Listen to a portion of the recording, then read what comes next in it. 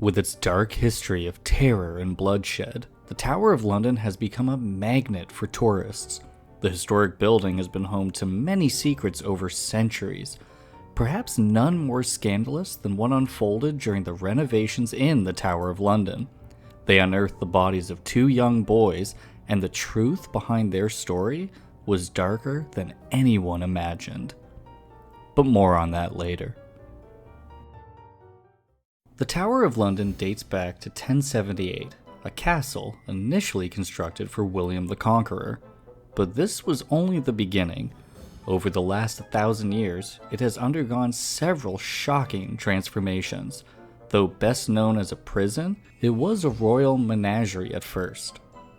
Thanks to King John, in 1210, the tower became a zoo.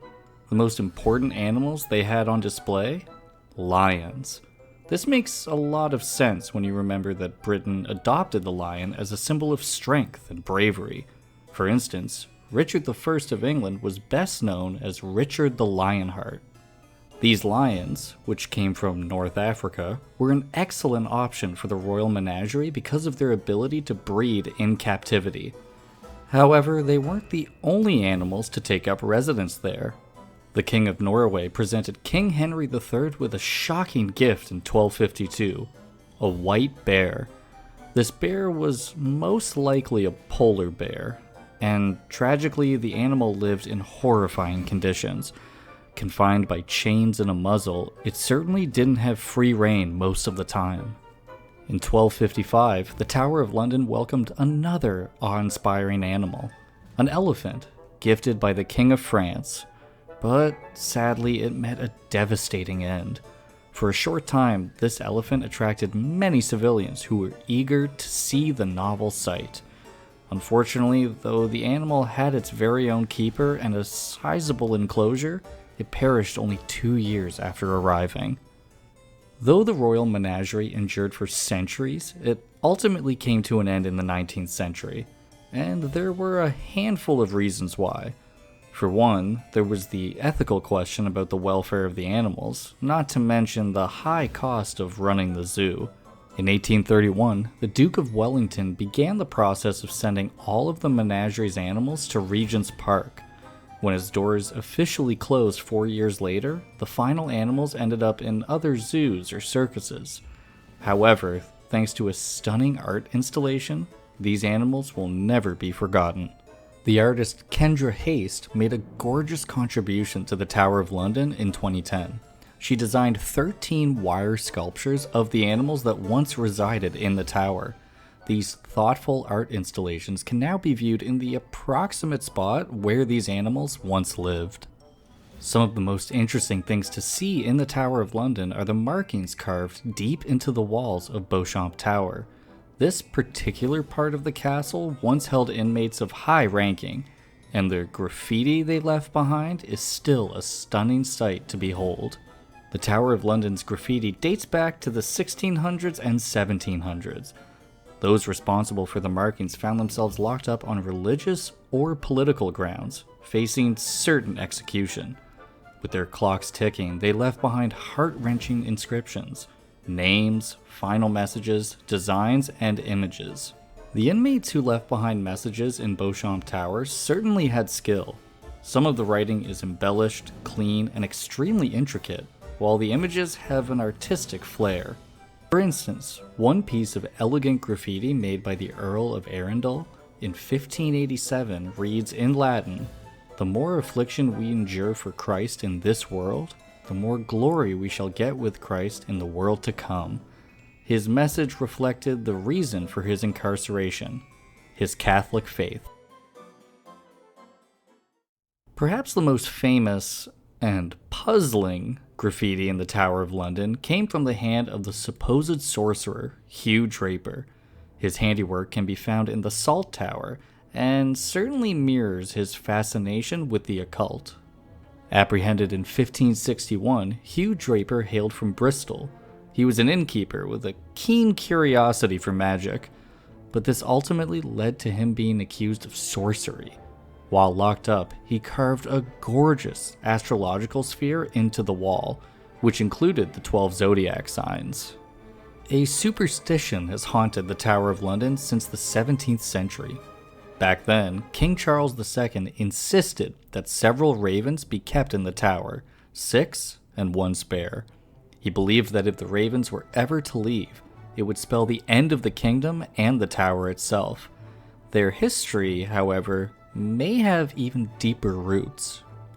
The importance of the ravens might have stemmed from Celtic mythology, in which they are powerful protective talismans.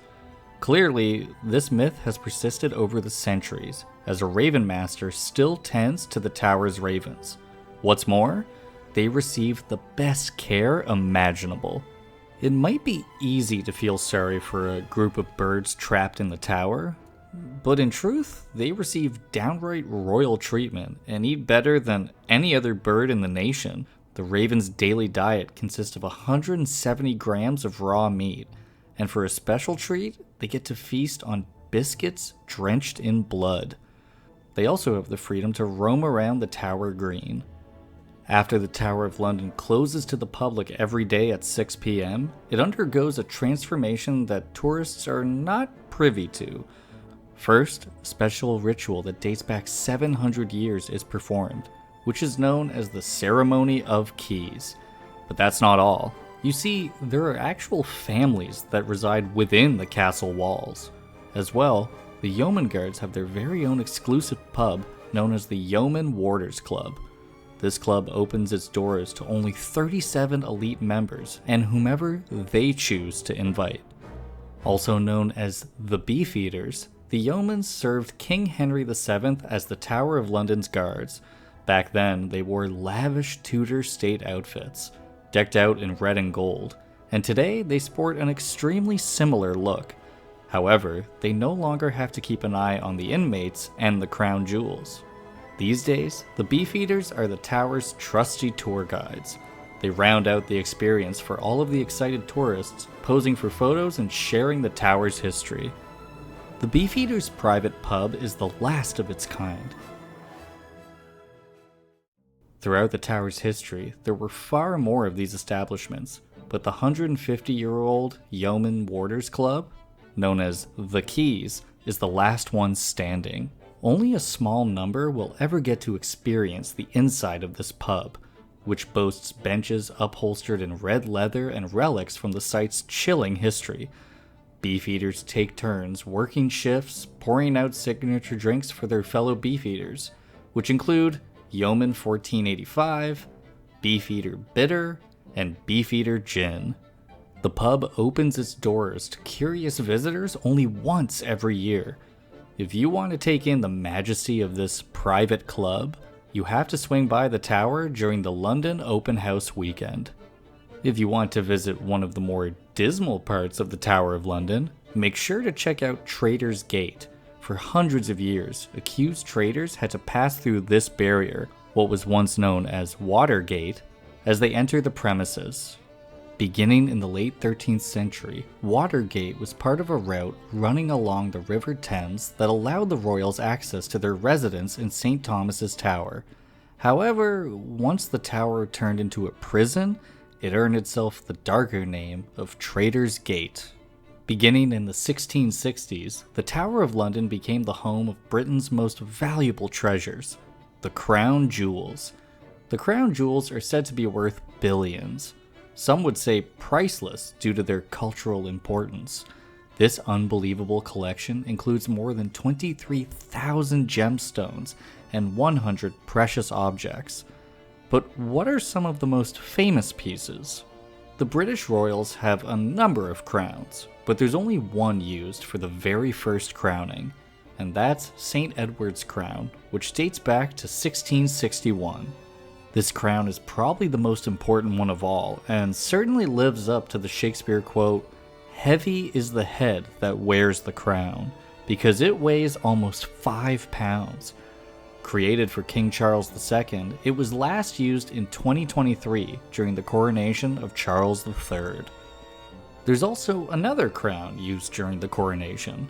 As the brand new monarch leaves Westminster Abbey, they will be seen wearing the Imperial State Crown, which dates back to 1937. It's also broken out for other events, such as the annual State Opening of Parliament. The imperial state crown is fashioned out of gold, but not only that, it also has some seriously impressive gemstones. The jaw-dropping total: 2,868 diamonds, 17 sapphires, 11 emeralds, 269 pearls, and 4 rubies. The sovereign scepter with cross also began with the coronation of Charles II in 1661. However, in 1910, it underwent a jaw-dropping makeover with the addition of the Cullinan I diamond, also known as the Great Star of Africa. This unbelievable piece holds the record for the largest colorless diamond ever, 530.2 carats. Knowing the near priceless value of the crown jewels, it might be hard to believe that they were almost stolen in 1671. Quite fittingly, the man who attempted to snatch the treasures for himself was named Colonel Thomas Blood. Though he'd once served the king and went to battle for his country during the English Civil War, Blood eventually got involved in some seriously dubious schemes. On May the 9th, 1671, Colonel Blood put his dastardly plan to snatch the crown jewels into action. He and his co-conspirators began by hoodwinking the keeper of the jewel house, Talbot Edwards. Security in the olden days just wasn't up to scratch, and some folks were even permitted to hold the crown jewels if they coughed up enough dough. However, once Blood and his crew convinced Edwards to show them the goods, they pounced. Blood's men brutalized Edwards and got their greedy paws on exactly what they wanted: the sovereign scepter with cross, the imperial state crown, and the orb. Just in time, Edward's son walked in on the horrifying scene.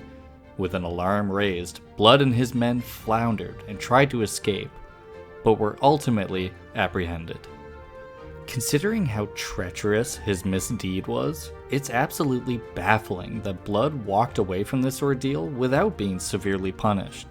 Turns out, the man had the gift of a silver tongue and managed to persuade King Charles II to give him a second chance. The Tower of London's old keep is called the White Tower, and it once hid a grisly secret. Close to the entryway is the Two Princes staircase, where, in 1674, renovations unearthed the remains of 2 children.